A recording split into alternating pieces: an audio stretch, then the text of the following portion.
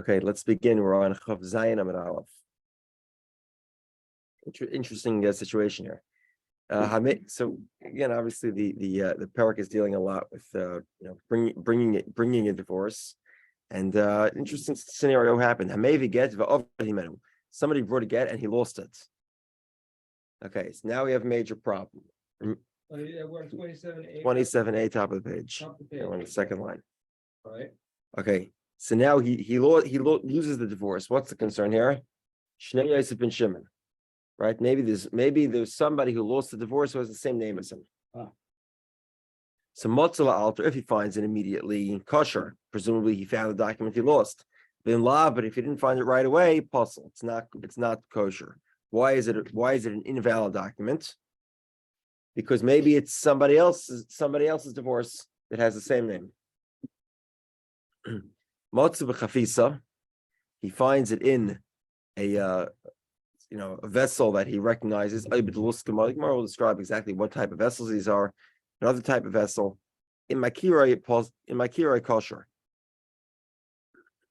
Okay, and Rashi explains the Mishnah is saying two different entries here. Number one is if he finds it, in other words, he left the vessel was in his attaché case or was in some sort of file folder, and he finds it in the folder. So that serves as a siman, as a sign, and therefore he through that he can recognize that it's his own document. Or alternatively, he actually recognizes the document. So the Gemara gives an example. How does he recognize it? There's two ways to recognize. There's one called the siman muvak. There's one called a tvias ayin. A siman muvak is a unique feature that it is unlikely that any other document had. So, for example, the Gemara says it is the case that cloth, you have a cloth that's Torah is written on, there are often very thin holes in it. If you hold it up to the light, you can see that there are thin holes. And let's say he says that there was a hole, right in the middle of the samach. That's too unusual and he knows which samach it is. That's considered such a fine, specific part of the document that it's unlikely that a second document would have had that. Mm-hmm. However, there are other features of the document that other documents would likely have. For example, it was long or short, or wide or thin. Mm-hmm. I'm sure there are other divorces that are short and tall or wide and thin. It probably has more than one identifying characteristic just to be on the safe side. True, but if you have one of them that is really specific, that's sufficient. That's called siman movak. A regular siman is something that might happen to other documents as well, and we'll see in the Gemara if a regular siman works. Okay, the other thing, tvias ayin is sort of a recognition. It's hard to describe what tvias ayin is. It's sort of like you recognize somebody's signature. Mm-hmm. You can't describe why it is that way, but it's. The Gemara says that a Torah scholar is believed to say he recognizes the document with tvias ayin. He can't point to a specific component. He says, "Look, I know this thing well. I've read it 10 times. I know this is what it looked like. I know this is the handwriting. I'm not sure why, but if he's a Torah scholar, he's believed, and that's sufficient to continue to give the divorce." Okay. So Gemara will address a number of concerns, whether it's the case that a divorce could be given immediately or maybe could even be given at a later point. The Gemara has a couple of different questions and a few different ways to resolve this. V'raminu. We'll ask a question. Another Mishnah. This time it's from Bava Metzia, Daf Yomi Gittin. He finds divorces or documents of emancipation or a daitiki. A daitiki is an abbreviation of dot to hey koi. A daitiki is used for someone who's on the deathbed, someone who's terminally ill and is about to die. Their command is as if a kinyan was performed for whatever they command. And dot hekai means this. It should be for what I say, and that's the type of document that gifts the assets of someone who's terminally ill. Or alternatively, you have a gift document of a healthy person called matonis, a gift, or shoivron, a receipt. So he finds any of these documents. Hareza lo yachzer, he should not return it. Shani yomer, why can't he return it? Ksuvim hayu, maybe they were written. V'nimlach alen shalei litnen. And then the one who wrote it decided not to transact the document, not to give it. Okay. So in other words, maybe the husband wanted to divorce his wife and decided not to divorce her. Maybe the terminally ill person who wrote the document then decided he changed his mind. Okay, fine. Ha'amar tenu, but if he acknowledges the document was real and he actually gave it, nice then we would give the document. Va'afilu l'zman meruba, even a long time later, which runs contrary to our Mishnah. Again, this Mishnah says that if somebody finds divorce, he cannot return it. Why? Because maybe the husband didn't want to give a divorce. Fine. Let's say the husband says he did want to give a divorce. Then what do? We do return it, even though it was found 10 days later. And we're not concerned. Maybe this is a divorce of somebody else who lives in some other country. And it has the same names.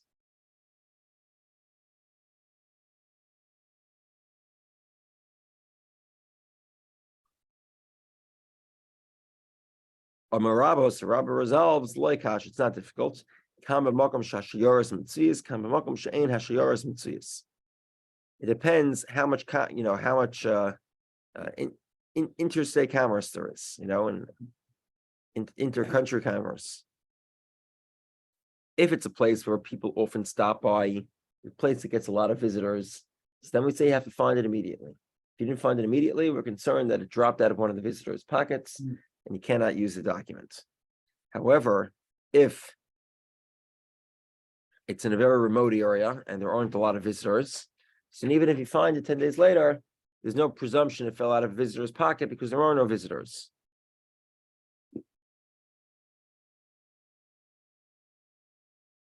Okay, even in a place where there are a lot of visitors, there are the shayaris, these are the caravans, are common. So here Rabbah adds a large caveat. Not only is it necessary that there are a lot of travelers in the area, but we know for certain that one of the travelers' names was the same name as the guy who gave the divorce. And of course, the classical example in Talmud of two people with the same name is Yosef and Shimon. Okay, so not only were there travelers there, but we know one of the travelers' names was Yosef and Shimon. So therefore, we're concerned maybe it was the same document.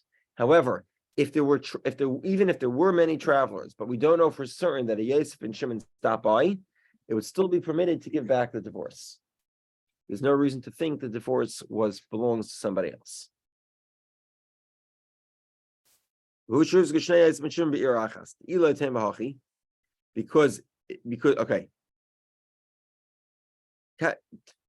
okay.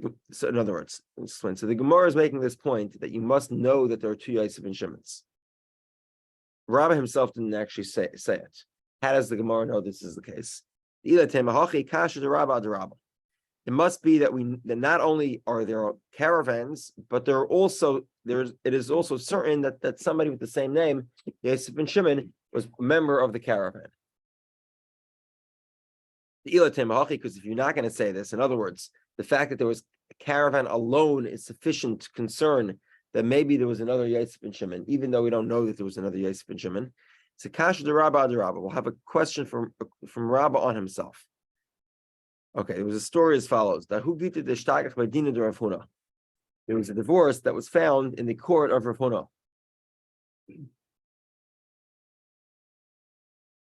The Havik Sivbei, and it said in it, B'shvire Masa de al Rochis Nahara, in a city called Shviri,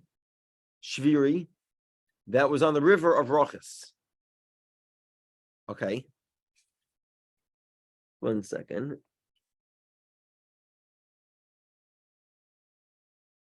The water rose, I guess you could say they raised a real ruckus.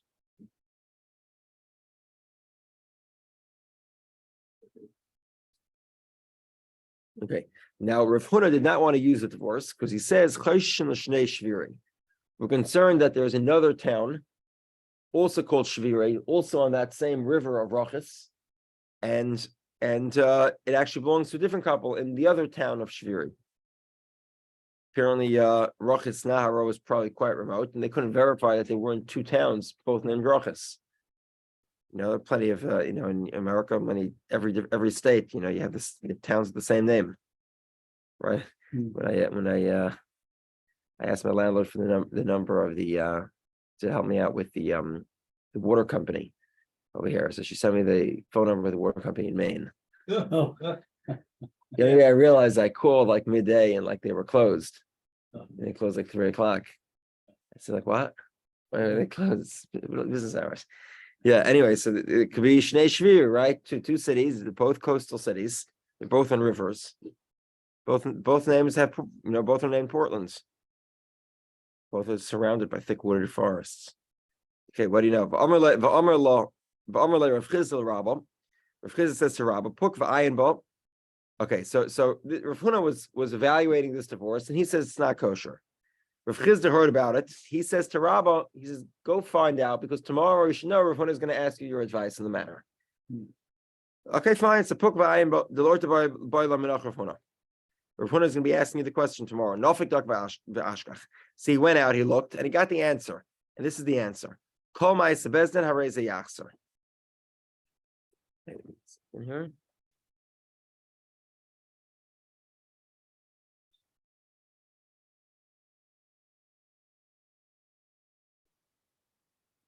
Okay, it's an interesting terminology here, but what it means here is, if you remember in the past, we spoke about kiyum shtaros, verification of a document. Any document that was verified, you can return. About halfway down, a little more than halfway down the page. Any document that's verified, you can return. Why? Because who's bringing a document to be verified? The party that needs to use the document. Right, the woman wants to get married. She has to verify her divorce. If there was no right? The person who wants to take out a loan, he has to bring the loan document. The lender brings the loan document to be verified. So therefore, if it was a verified document, then you give it back. And okay, it's like, and therefore, this document, this divorce that was in Rav Huna's court, it was a verified document. And therefore, Rabbi Paskins, that you should return the documents. Hold on a second. In Rav Huna's Bezdin, in Rav Huna's court, there were many caravans of people traveling through. There were many different people stopped by the court. Okay, and yet Rabbi says you can return the document. Why is this? Alma, it must be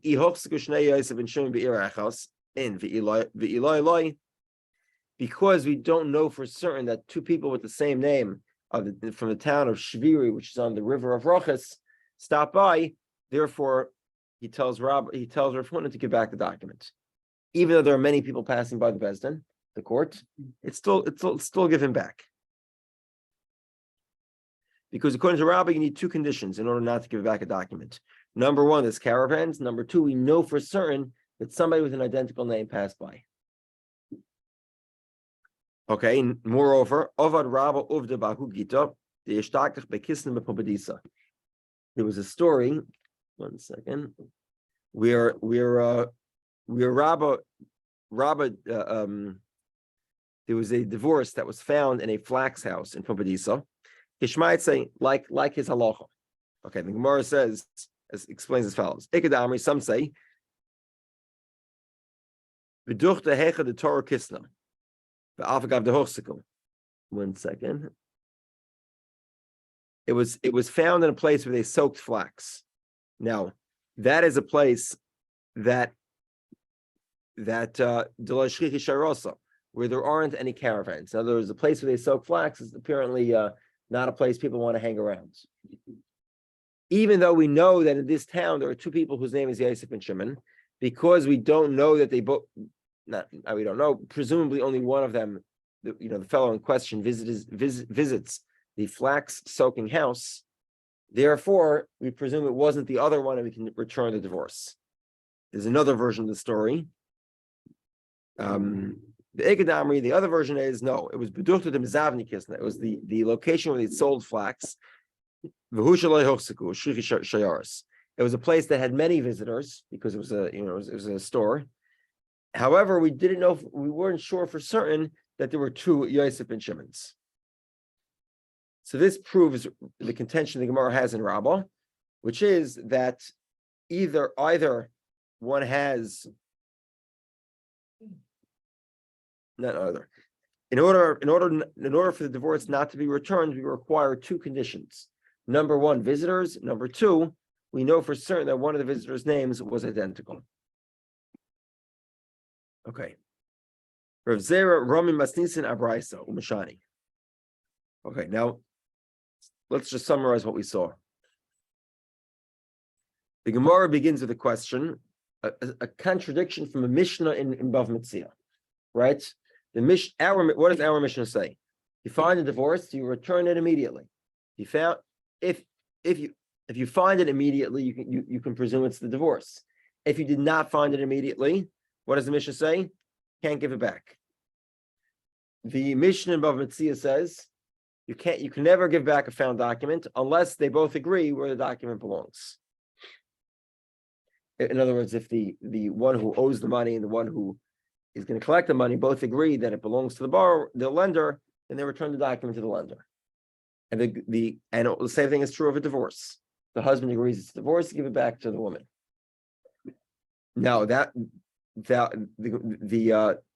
Mishnah is even if they found it 10 days later, which seems to contradict our Mishnah.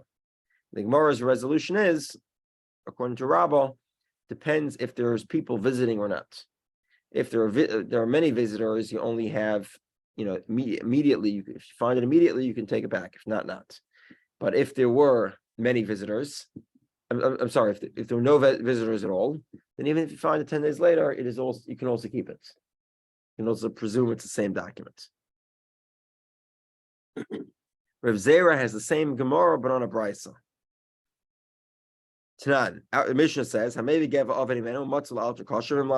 you find it immediately, it's kosher, or if not, you have to presume maybe the document was switched out. V'raminu, I have a question. Motza get isha b'shuk. He finds the divorce of a woman in a marketplace. Bizmancha habal ma'id. If the husband agrees, yakser l'isha goes back to the woman. Ein habal ma'id. If the husband denies the divorce, lo yakser lo l'zeh v'lo l'zeh. You don't return the document. Okay, what's the concern here? So we know that one of the ways to collect, if a woman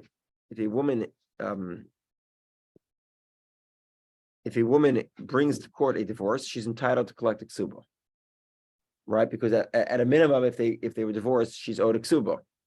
Now, ideally, she should bring her ksuba. Sometimes they don't write a ksuba. If they don't write a ksuba, then she can bring to court a divorce to collect a ksuba. The husband can sometimes collect the ksuba as proof of payment. Preferably, he's supposed to write a receipt. But if need be, he can keep the divorce in his own hands now. So the woman's divorced, we'll write her a document that says she's divorced, but the husband gets to keep the divorce so that the woman can't collect again. If the husband here is denying the divorce, then you don't want the woman collecting the ksuba. So therefore, you can't give the document to the woman. Okay. Can't give it to the husband either, because most logically it does belong to the woman. So therefore, you don't return the document unless either one can prove who actually owns the document. Okay. But if the husband agrees that the divorce belongs to the woman, then indeed we would return the documents. Yachsel Isha, we give it back to the woman. Vafil is man meruba, even if it was lost for a significant period of time. Mishani Rav Zera resolved, Rav Zera said the resolution is the same like Rabbah. It depends whether there's visitors or no visitors. If there are many visitors, so then we say that the document must be found immediately. If not, the divorce is invalid. If there are no visitors, no matter when it's found, if everyone agrees who the divorce belongs to, it goes back, that it belongs to the woman, it goes back to the woman. Okay. Now, in this resolution of Rav Zera,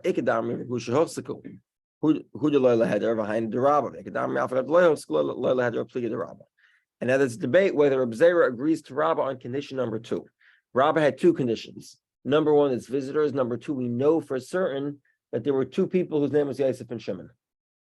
In other words, there's a visitor whose name was like the person who wrote the divorce. Does Rav Zera agree to Rabbah or not? We have 2 versions of the Gemara here. The first version is that we're talking about where there was both elements. Number 1, a caravan. Number 2, certainty that there was somebody with an identical name. Or the second version of the Gemara is that no, there was only one. It was just visitors. We don't know for certain that there was somebody with an identical name. And actually, Rav Zera disagrees with Rabbah. Okay. Okay, so the Gemara says as follows: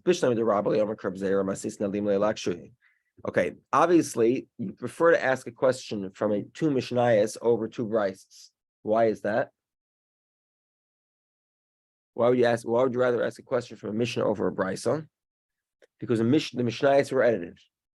Rabbi Yehudah Hanasi edited the Mishnayos before he wrote them down. So you have a collection of authoritative, accurate statements. Whereas the Brises tend to not have been edited. There were collections of Brises, some of which were incorrect. And the Gemara often will say that certain Brises are incorrect. And therefore, you'd much rather prefer asking a question from a Mishnah than asking a question from a Brisa. So obviously, that's why the Gemara prefers asking a question from our Mishnah, contradicting the Mishnah in Bava Metzia. So Bishlam de Rabbi Yom Zera, that's why Rabbi prefers asking for the Mishnah. Masis Neli Lek Shui. He wanted to ask a question from Mishnah. Ela Reb Zera, my time Yom Karabo. Why does Reb Zera not agree? Why doesn't he ask the same question like Rabbi asked from two Mishnayos? Why did he need to ask a question from a Brisa? Amar Loch, Reb Zera would respond, Mikatani im Amru Tnu Naisnin, Lafilus Mamaruba, Tilma Amru Tnu Naisnin Kitakamal and Lalter. Okay. In other words, what he's saying here is that the Mishnah in Bava Metzia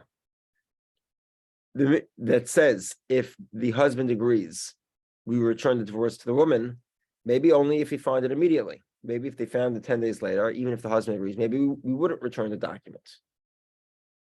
And the idea, the core idea of that Mishnah is that in the first place, we're giving, one second.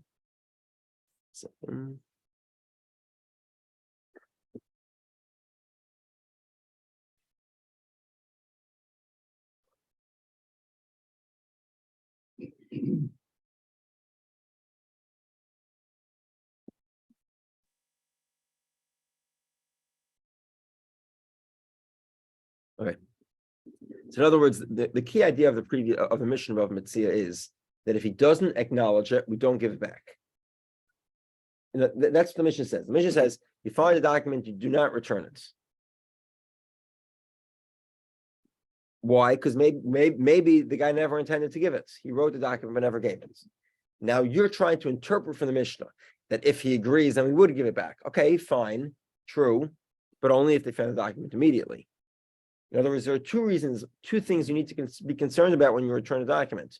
Number one is that actually he gave the document represents a real transacted document and not a document that he wrote but never gave. And number two, also like our Mishnah, it had to have been found immediately. Otherwise, we're concerned it belongs to somebody else.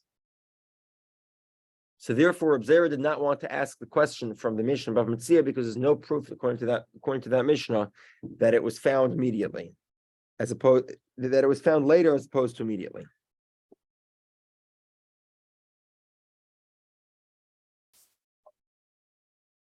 One second. Okay. However, in his brisa, which specifically states that Bisman shahabal moide yachsar leisha, when the husband agrees the document is real, it goes back to the woman. Then presumably, well, that's sort of obvious, right? It must be that the chiddush of the brisa, the idea of the brisa that's critical is that you would give it back even after a significant period of time. And therefore, that's where it's a valid question to ask. Hold on, our mission says you have to find it immediately. And the resolution is, it depends whether or not there's visitors. If there are visitors, you give it back. If there are visitors, you must find it immediately. If you find it afterwards, we're concerned it comes from the visitors. But if there are no visitors, even if you find it later, you can still return it. Okay. Now, there are other resolutions to square the Mishnah, the two Mishnayos of Metzia or the Mishnah of the Brisa. And that's Rav Yomi. Rav Yomi Amar,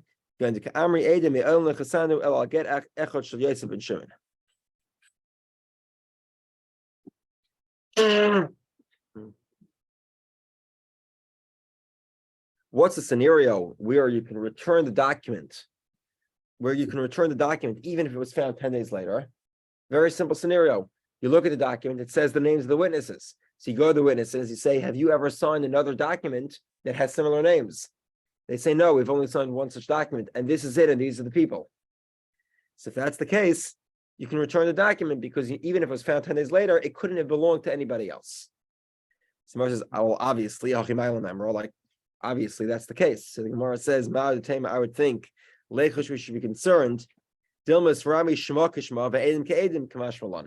words, maybe not only were the husband and the wife of the same name, and also planned on divorcing in the same city, but also the witnesses have the same names. So therefore, you can't even say that these witnesses are testifying that the document is accurate, because maybe it actually wasn't them, it was somebody else with the same name, writing a document for the same somebody with the same name, whose wife had the same name too. Kamashmal, that is not a concern. Rav Ashi also proposes an alternative, where he says, "Nekav yeshba b'tzad ois plani." The havale siman movak. Like I mentioned to you in when we started this year, there's a concept called a siman and a siman movak. A siman is something that is common to many different things. For example, you find a cell phone, right? And the guy says it has a this type of OtterBox case, with the floral design in the back. Okay, it's a siman, but there are many phones that have an OtterBox, the floral design in the back. Not it's something, but it's not everything. Mm-hmm. It doesn't clearly indicate it's yours. It's something. Maybe only 1 out of every 100 phones has such a case, but there's still many. There's many more than just 100 phones in the world. Then there's a siman muvak. A siman muvak is something that's impossible to change. The guy was laser etched with this name. Where the likelihood of 2 of those happening is extremely uncommon. The same thing is over here, where he says there was a hole on the side of a specific word. The havle siman muvak. The v'dafka b'tzad ois plani. The havle siman muvak. Specifically, when he says it was next to this word. Let's say he says that there was a hole in the parchment. Loy. That's not a good siman. Why not? Because most parchment has holes in it. Especially then, it didn't have the technology we have today, and the fact that parchment should get a hole in it wasn't terribly uncommon. Okay, now Rav Ashi has to choose a siman muvak. That's one of these simonim that are sort of there will never be a duplicate of such a siman. Why is this? Because misapile simonim either raisa either abonon. Okay, so let's explain this a little bit. We have let's say somebody finds a lost object. We'll get to Bava Metzia, hopefully about a half a year or so, even more than that. No, more than half a year. No, 2/3 of the year. Page position, please, Rabbi. A little more than halfway down the page, and we're on last word is durabon. First one on the line is durabonon, and we're at the next word. Okay, so you have Bava Metzia, you learn about Metzia, where somebody finds a lost object. He has to find if the owner can retrieve his object by providing a siman, a sign. Is that a deraisa or is that a derabanan? In other words, is that a method of identifying your object? Or biblically, you can only identify if you have a siman muvak, meaning a sign that could never have been in a second item. It's a non-duplicable feature. So if simanim are deraisa, in other words, even if he says it's short, it's tall, etc., if that's a biblical way of identifying, the truth is that would work by divorce also. And if you said it was long or short, that would also work. However, if it's derabanan, it's rabbinical, the use of signs to claim a lost object, identifying features, but identifying features that are sort of common to other items as well, that's only rabbinical. So then by divorce, we will not rely on it. And therefore, we require a siman muvak, a permanent, a non-duplicable identifying feature, something that's unique that would not find elsewhere. Is that the way it works with all property? No, so if you find a lost object, you don't need to have one of these non-duplicable signs. You just have the single siman where somebody says, "Hey, it's more likely than not theirs," then you return the item. Correct. Okay. Rabbi Rechana Erkes La Gita, Bemidrasha. Rabbi Rechana lost the divorce in the study hall. Yeah, it makes me feel good about losing things. Yeah. Amar, he says, Isimana isli b'gavei, itfiaseina isli b'gavei, ahadru nialei. So he made an announcement. He says, tells everybody, I lost the document. I lost the divorce. Very important, very important document here. If anyone finds it, you should know I have a siman muvak, and I also recognize the handwriting. And Rabbi Bachan is a Talmud Chacham, Surba Me Rabbanan, a young Torah scholar, and therefore he's believed to say he recognizes the document.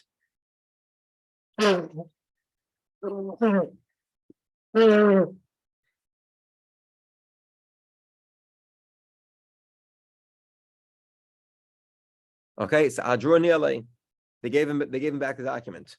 However, he says, I don't know why they gave it back to me. Imishum Simana, is it because I had an identifying feature? Because Savri Simanum Da'araisa, and this identifying feature was a feature that other documents also have. Something like a short or long or had a hole in it, etc. Is it because they held that Simanum Da'araisa, and that's sufficient to identify the document? Imishum Tviasena, or is it because I claim to recognize it with Daf that would specifically be me, who's a Torah scholar, but a regular person who's not a scholar would not be believed to say he recognizes the handwriting. So the Gemara remains unresolved in the answer to that question, whether why they gave it back to Rabbah. It's not clear if they held Siman Deraisa or because it was Tfias Ayin. Okay, the Imlav Apostle. If they don't return, what time? We have time, a few minutes. Okay, let me finish next tomorrow. If the document was not found immediately, then the document should not. It's not a kosher document. You cannot divorce the woman with this divorce. Okay, so how do you define immediate and how do you define later? So I said in the Mishnah 10 days. Is it really 10 days? Is that the number? Okay, let's see what's the number. Rav Nosson says, enough time that a caravan should stop by and camp out for the night, or just sit down to rest. So in other words, where the document could have dropped from that caravan. Rav Shimon Elazar says, Rav Shimon is extremely machmer here. He says it had to have been that somebody was standing there and said nobody else has passed by. So in other words, he was by a rest stop and he lost the document. He continues driving, he turns around, and he comes back, and there's somebody else who happened to have been there. And he says to him, has anybody stopped by this rest stop? He says no. And he finds the document underneath the table, it's kosher. That's acceptable. If, however, somebody stopped by, the get is invalid. Yes, some say, nobody waited there. In other words, even if people, somebody stopped by the rest stop, as long as nobody sat down by the picnic table to eat lunch, that's fine. In other words, presumably it didn't drop from somebody who was, walking to the bathroom, etc. Rabbi says, the amount of time it takes to write a divorce. Rabbi says, to read it. Others say, to write it and to read it. One second.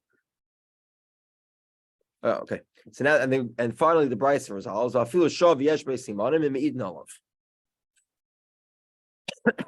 Even if somebody did stop by, and he sat down by the picnic bench and he ate lunch there, if the simanim, then you can return it. The Amri, what's an example of a siman? The Amri nekev yeshna b'tzad ois plani. There was a hole next to this specific letter, which is a siman muvak. The ein me'idin al simani haguf. Specifically a siman muvak, meaning a feature that's extremely unlikely to be in another similar document. However, al simani haguf, the ein me'idin al simani haguf. We don't rely on simani haguf, meaning sort of general statements about the document. For example, the Amri, they said orach, it was long, or gutz, it was short.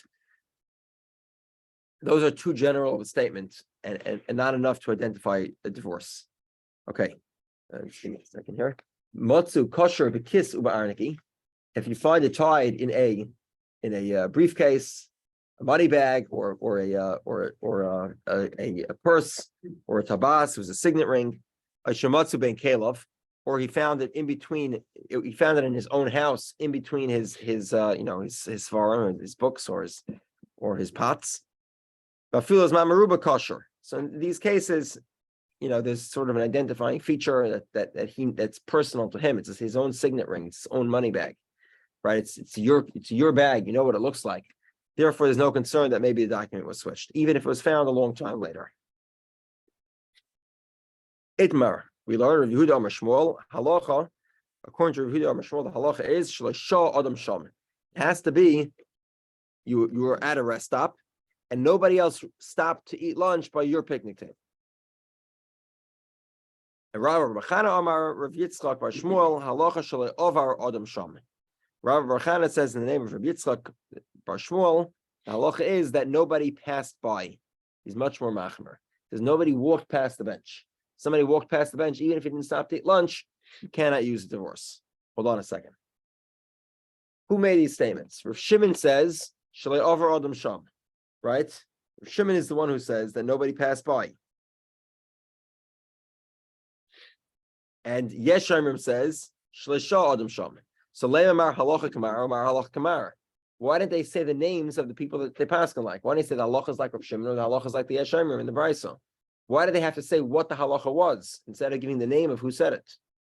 So the Gemara says Mishum ta'afchiluhum, because there were two versions of the Brisa, and some versions Rav Shimon is the more lenient one, and some versions of Shimon is the more machmer ones. They couldn't say halacha like Rav Shimon because nobody knows what Rav Shimon actually said, so they had to say what the halacha actually is.